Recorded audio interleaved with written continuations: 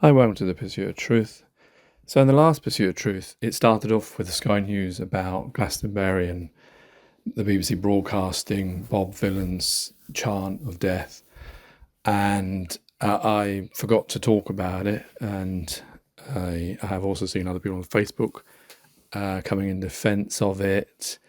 And I even saw Michael Rosen, the poet, who wrote, one of the many that he wrote. We're going on a bear hunt. That Lena, or especially Lena, loves singing that one. And I remember they would do his poems at school, and I'd come home and say, "Oh, who's did the poem?" So I don't know if it's his official account because it doesn't have a blue tick, which is strange. But I did have a search to see if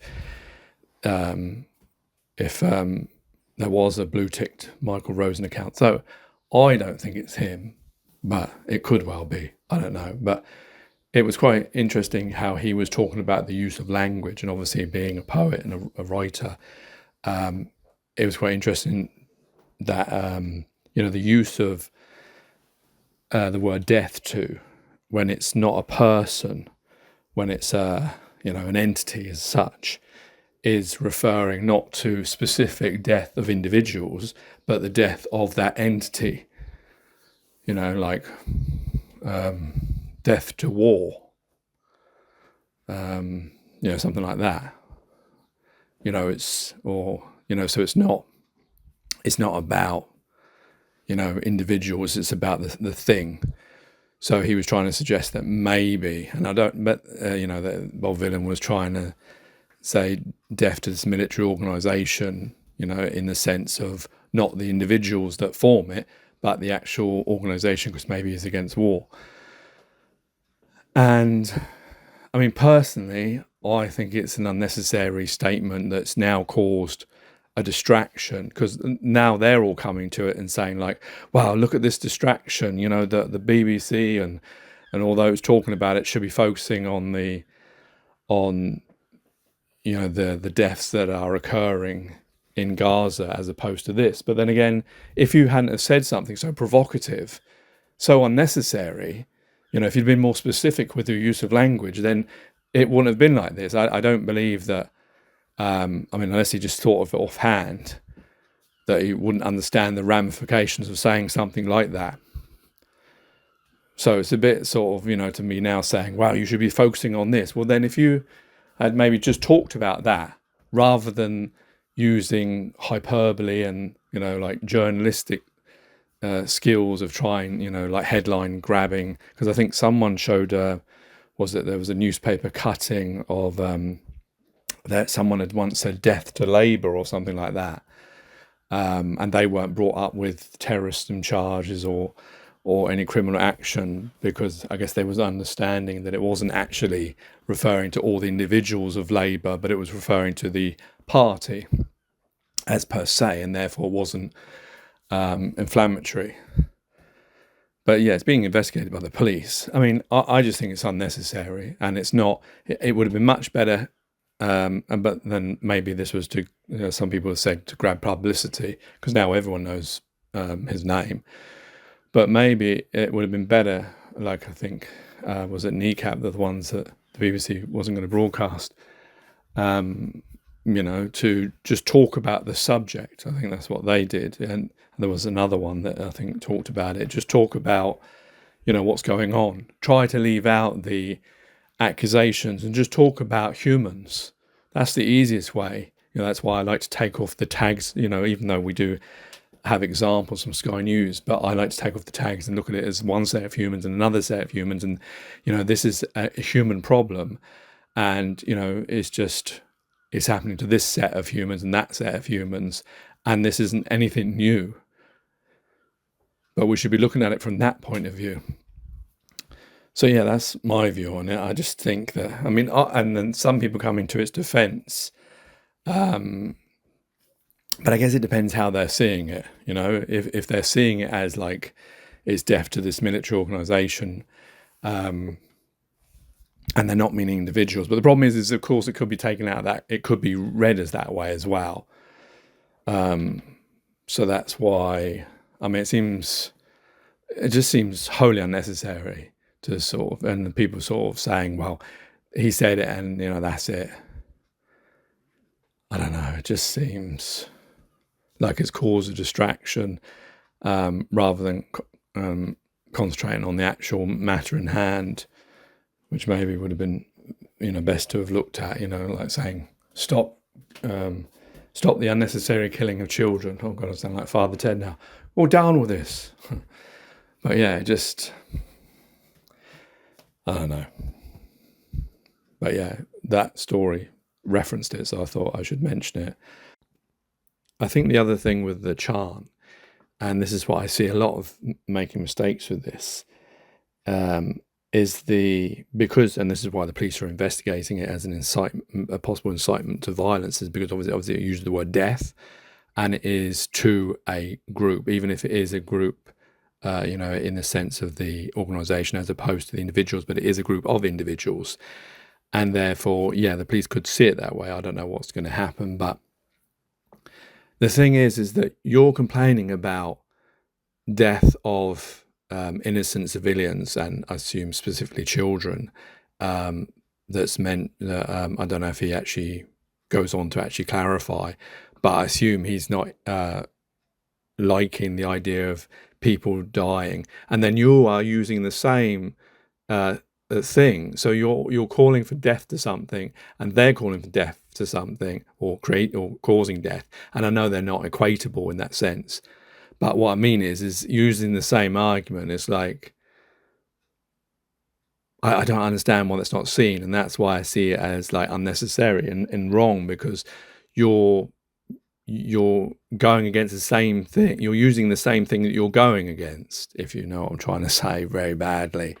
But yeah, that was the one point that I thought to mention. That's why I find it strange that people are backing this, especially when you're getting some ministers and some Jewish people who are seeing it as anti-Semitic.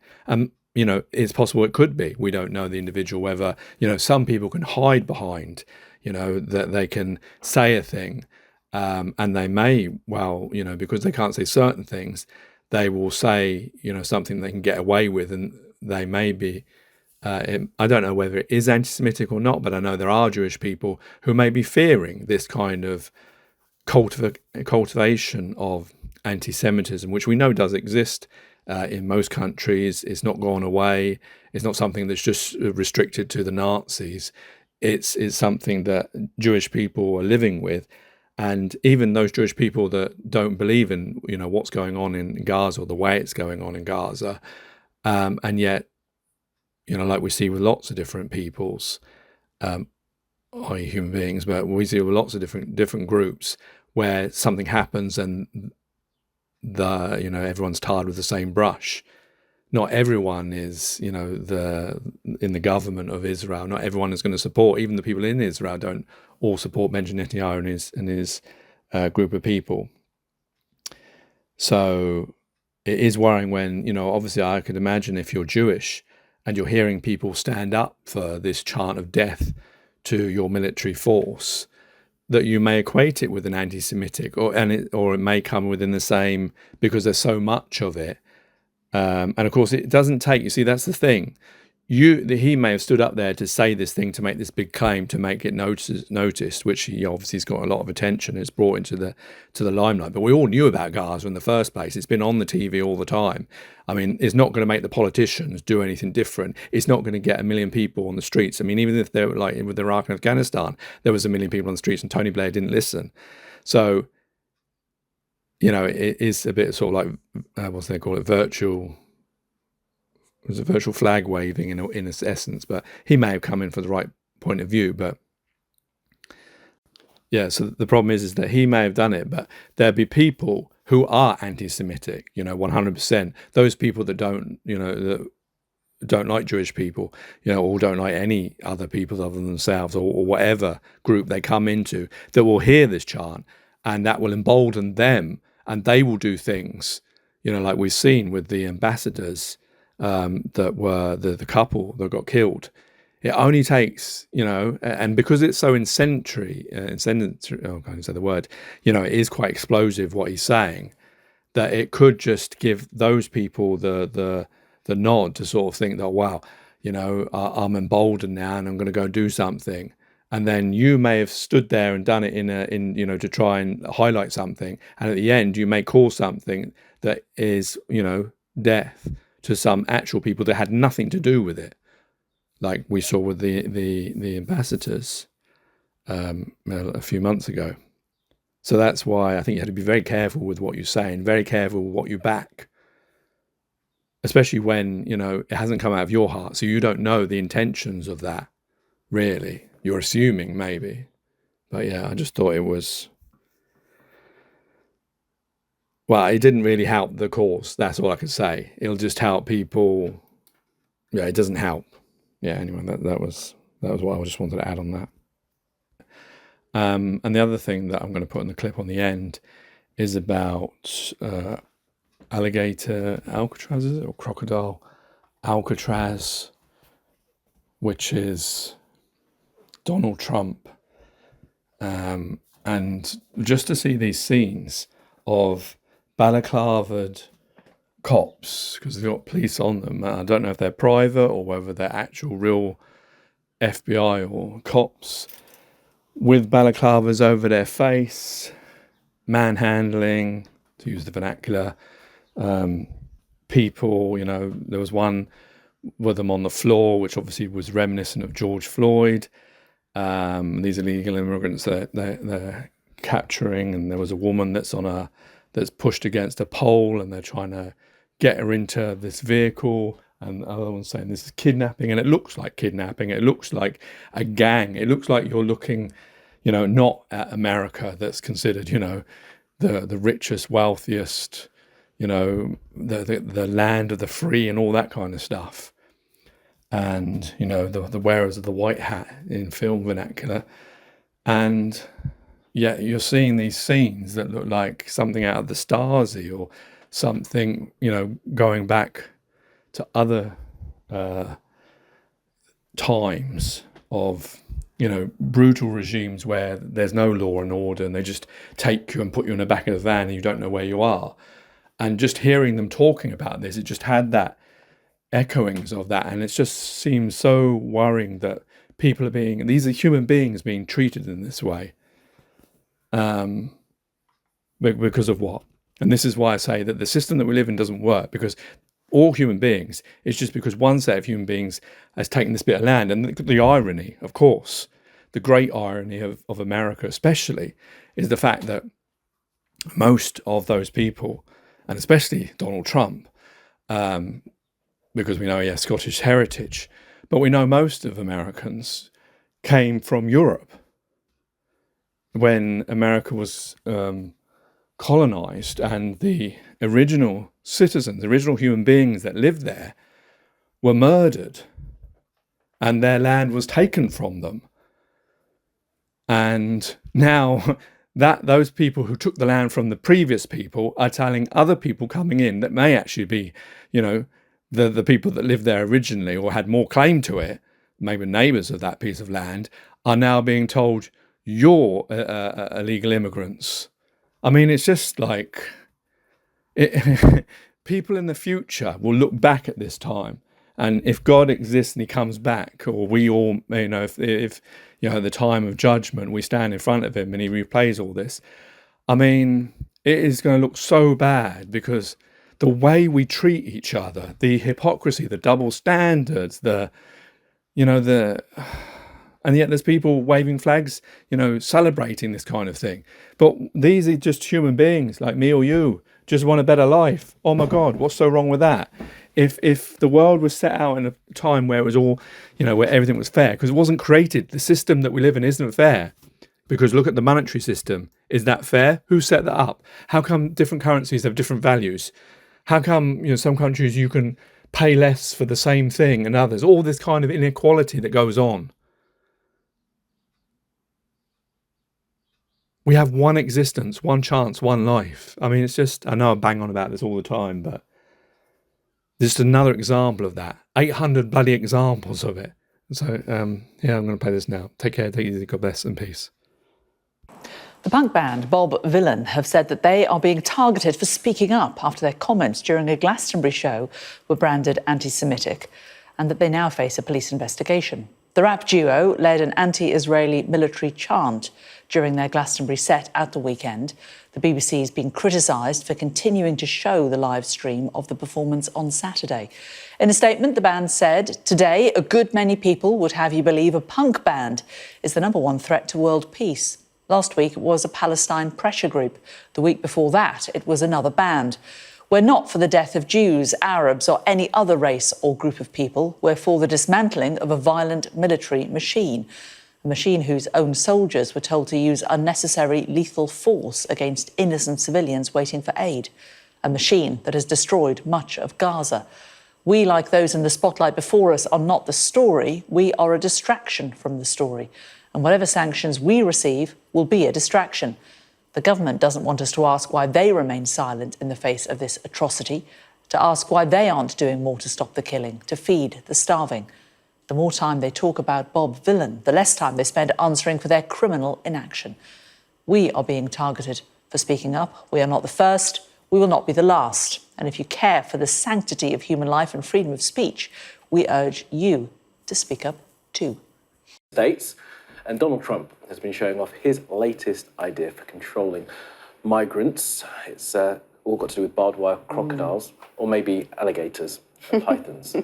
Yeah, he was in Florida, wasn't he, where an immigration detention centre that's been built in just days, but it's attracted huge criticism and it's part of a wider crackdown on migration. Our US correspondent Mark Stone reports. In southern Florida, in the Everglades National Park. Land so beautiful and so secure. A new facility that is, for the Trump administration, a symbol of pride and a reflection of success. It's known as Alligator Alcatraz. A nod to the notorious island prison, but a clear indication too that for Trump, this is a prison as well. I ran on the issue of illegals and we have to get them out. He toured a facility built in days with the Florida governor, Ron DeSantis, and his Homeland Security chief, Kristi Noem. When's the first person checking into the room, sir? Tomorrow.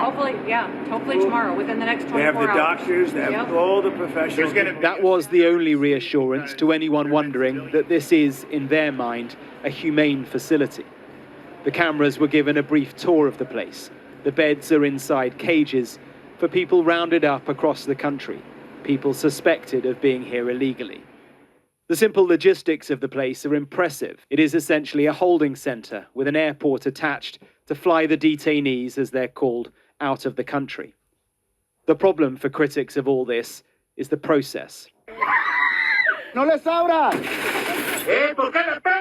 Because behind the flurry of news out of this White House these past few months, something's been happening in plain sight across America.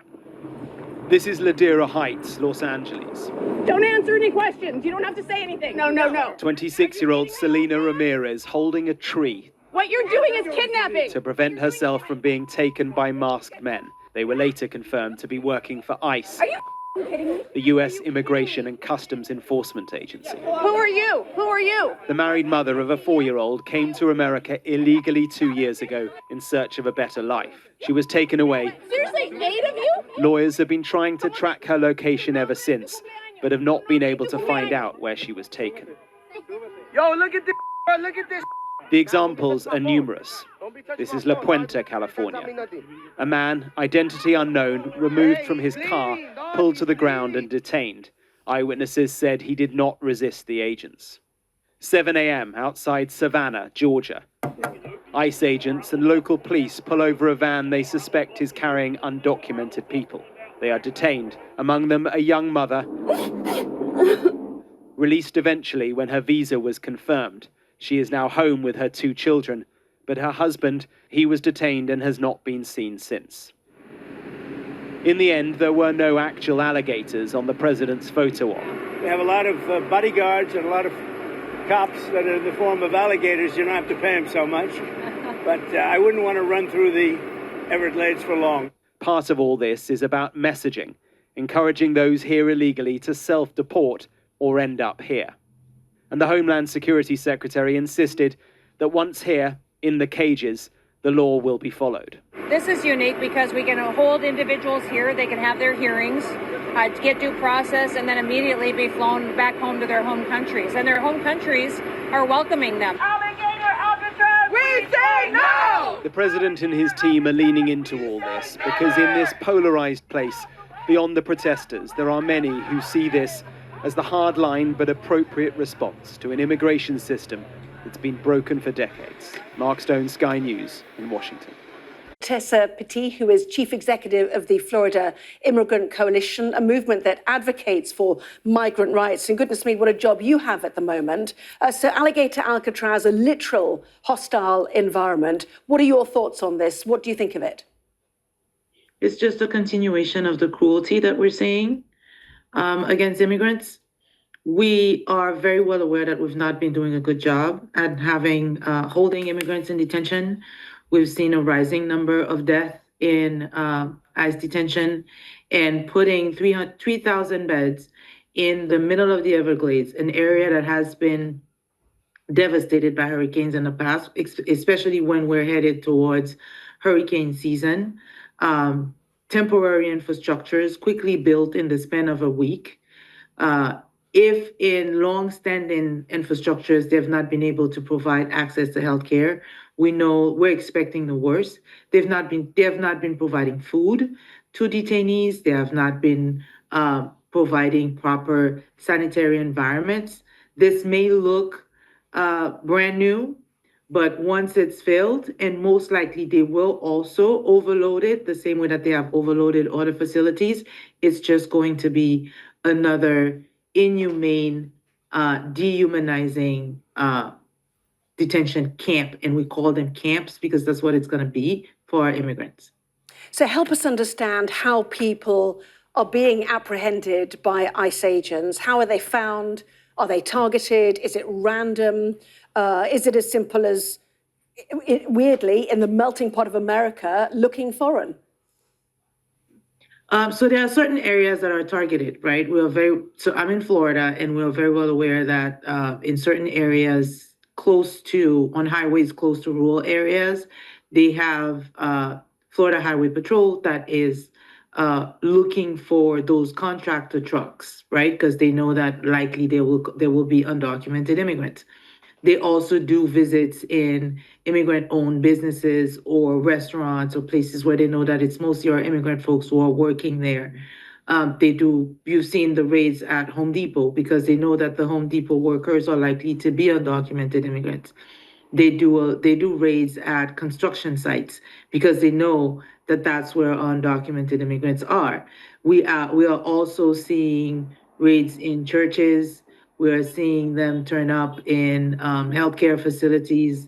And the only thing that stands between them and protecting immigrant communities is for our folks to know their constitutional rights and to be surrounded with people who also know their constitutional rights to protect them as much as possible. And the fact that Donald Trump, through his campaign and now has labeled immigrants criminals, has it impacted all those who are living in America as immigrants, the biggest immigrant population in the world, 53.3 million foreign-born residents. That's 15.8% of the total population in the States. Is everybody living in fear because of what's happening? Every immigrant is currently in fear because we are very well aware that there is not just an attack on undocumented immigrants, there is also a plan to remove immigration status from those who have it. There are more and more barriers that are coming up to remove immigration status. They're also talking about enforcing the denaturalization of naturalized citizens. So there is an effort to get rid of everyone who is an immigrant. Now, of course, if you don't have an issue with your status, you will be a little bit more confident, but that doesn't mean that you don't feel uncomfortable when you walk by an ICE agent or if you see a raid happening. But one thing is sure, we're making sure that we're being very careful not to commit even the minor traffic violation, because we feel that we're at a point where everything and anything we do will be held against us. And that is including our social media content, any opinion that we have had when it comes to Palestine, Israel, or whatever they decide to come up with that suddenly displeases them. You know, the list gets longer every day. But do you accept, though, that immigration levels are simply too high in America and something needed to be done? You know, this idea of a hostile environment, we joked about the alligators and cobras surrounding this site in Florida is a literal hostile environment. But people need to be put off coming to America?